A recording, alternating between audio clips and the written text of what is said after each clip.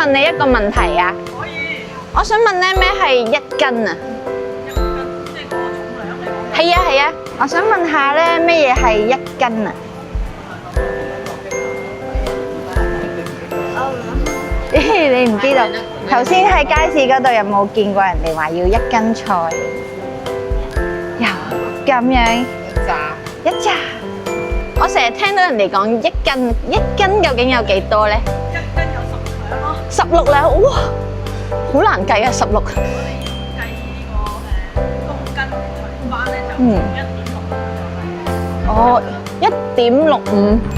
你呢度全部都係寫住斤，究竟咩係一斤啊16兩為之叫一斤咯？16兩，哦，16兩。，16兩為之叫一斤咯。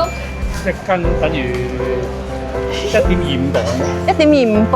係啊，係三個骨啊嘛，一磅係三個骨，應該我理解就1.25咯。哦，頭先我聽到你話呢個要1斤，嗰個要1斤，半斤。係啊，咁半斤有幾多啊？大概嚇半斤係8兩， 8兩。哦，係喎，半斤係8兩啊。係咯，咁半斤可以煮到幾多？煮到1碟餸，定係煮到2碟餸，定係3碟餸？隻碟幾大啦，睇下幾多人食啦。你哋係幾多人食半斤啊？咁我哋加埋1斤啊嘛，唔同品種啊嘛，各半斤，我哋大概都6、7個人食嘅，打邊爐啊。哦，打邊爐。我未買晒嘅，仲買嘅。我今日食雞喎。你食雞啊？我整雞煲啊！整雞煲？冇啊！救命啊！